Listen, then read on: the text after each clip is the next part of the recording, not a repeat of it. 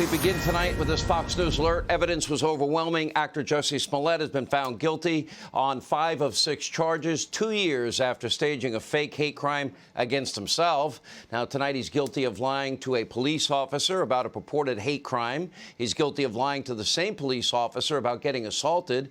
Guilty of making these same fake claims to a second officer. Guilty of repeating these lies yet again to police several hours later.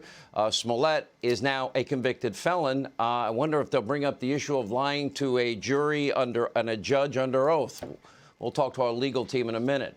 Now, remember, it all started around 2 a.m. on a freezing cold January night, deep blue Chicago, when the former Empire actor calls 911, tells police he was viciously attacked on his way back from grabbing a Subway sandwich. Jussie then alleged that 2 white males, Trump supporters wearing red MAGA hats, targeted him with racial and homophobic slurs. They doused him with an unknown liquid. They beat him up. They placed a noose around his neck. When police arrived to the scene, a white rope was still around his neck, but in a matter of days, Jussie's story started to fall apart. ABC News, they still invited Jussie on for a very sympathetic interview with host Robin Roberts. Take a look. I'm an advocate. I respect too much the people who I am now one of those people who have been attacked in any way. You do such a disservice when you lie about things like this. If the attackers are never found, how will you be able to heal?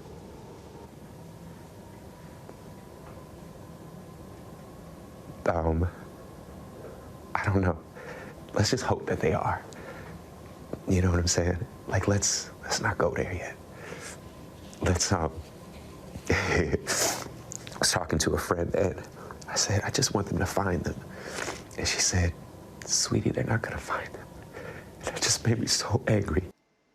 Such a disservice when you lie like this. As Jussie Smollett tweeted in 2010, quote, "What liars don't realize is that they're the most obvious people. BS isn't that hard to smell. Just open your nose and your breath. And by the way, hey, Jussie, we found your attackers." According to a massive trove of evidence, Jussie Smollett paid 2 Nigerian immigrant brothers, his workout buddies, to help stage this attack. Both individuals testified against Smollett after police determined that the brothers purchased the rope that was used in this fake attack, along with a red hat and gloves. And a check from Jussie Smollett made out to one of the brothers was also recovered.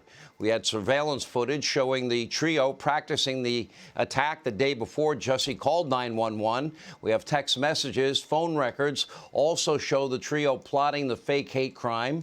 What Jussie Smollett did was vile, but even worse, the incredible but predictable rush to judgment from the media mob, from the Hollywood celebrity mob, and from the Democratic Party mob. Jussie Smollett claims that in the middle of Chicago on a freezing cold winter night, while out for a Subway sandwich at 2 a.m., 2 white Trump supporters wearing MAGA hats, recognized he really is a D-list actor, hunted him down and attacked him while yelling, "This is MAGA country." Now, it's a pretty strange, far-fetched story, but almost everyone on the left, they bought it hook, they bought it line, they bought it sinker. Joe Biden tweeting, quote, "What happened today to Jussie Smollett must never be tolerated in this country. We must stand up and demand that we no longer give this hate safe harbor. That homophobia and racism have no place on our streets, in our hearts, and we are with you, Jussie." Kamala Harris tweeting, "Jussie Smollett is one of the kindest, most gentle human beings I know. I'm praying for his quick recovery. This was an attempted modern-day lynching." Cory Booker also called it a modern-day lynching. The Reverend Al Sharpton said, quote, "The reported hate attack on my friend and brother, actor Jussie Smollett, is despicable and outrageous. The guilt must face the maximum." I guess he didn't learn from prior incidents in New York. Disgraced Governor Andrew Cuomo, quote, "New York State calls the attack on Jussie Smollett what it is, a hate crime." Congresswoman Tlaib, quote, "When one of the most famous black and gay men in America is not safe, the message is clearer than it has ever been. The dangerous lie spewing from the right wing is killing and hurting our people. And here's an official tweet from the Human Rights Campaign. Our thoughts are with Jussie Smollett after this horrifying attack. It's a tragic reminder that racism and homophobia are still rampant in the U.S.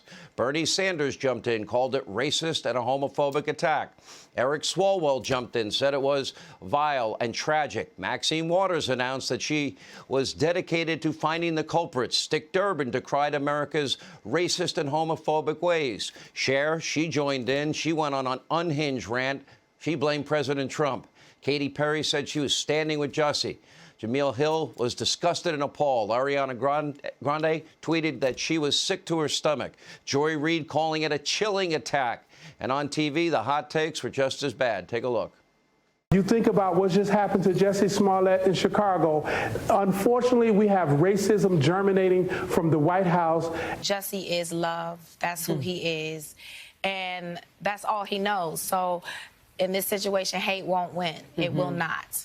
We have a media that's saying it's a debate whether or not what just happened to Jussie Smollett is a hate crime. It's absurd. This isn't a debate. I agree.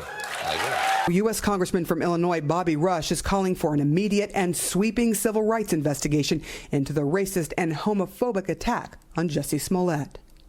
I don't like that it's being put out there in the media that this is a possible hate crime. Right. And the media has really cast so much doubt on his story, which I find so personally offensive. And Senator Cory Booker said the vicious attack on actor Jussie was an attempted modern-day lynching. And this is America in 2019. Now, why would the media, why would Democrats, why would people on TV, why would they rush so quickly to judgment? Well, Jussie's far-fetched story fit their anti-Trump narrative, didn't it? So they didn't bother to investigate. They didn't take their time. They didn't make phone calls. They didn't interview potential witnesses. They didn't wait for police to reveal any evidence. They didn't care if it was true or not. That's why this same cast of characters, same people in many cases, smeared and slandered Kyle Rittenhouse. Kyle was labeled a white supremacist by then presidential candidate Joe Biden. Where's the apology, Joe? Kamala Harris called him a vigilante and an extremist. They were wrong then. They are wrong now. But don't ever expect a retraction or an apology. 3.5 years, Donald Trump colluded with Russia. The only one that colluded with Russia and bought a dirty Russian dossier was Hillary Clinton. And they used that unverified to spy on a presidential candidate and a president. The left in this country, they don't give a damn about truth or justice. They get it wrong every single time. They don't care if they ruin somebody's life. They will lie, they will smear, they will slander, they will besmirch anyone for political gain. We have enough instances. Kyle Rittenhouse recently. Remember the Cambridge police acting stupidly? A high school student, you might remember his name, Nicholas Sandman. They were wrong in Ferguson, Missouri. You know why we were right? Because I actually had people that were involved in the case. My sources telling me multiple eyewitnesses will confirm that Officer Darren Wilson's story, that in fact it was Michael Brown reaching into his car, trying to grab his gun, and then later Michael Brown charging at the officer. The same thing in Baltimore, Maryland with Freddie Gray. The same thing with UVA. Remember the Duke lacrosse case? We got that right, too. Why? Because I actually took the time to go and drive and meet some of the families and kids, and I knew that they were building exculpatory evidence that would ultimately clear them, and it did.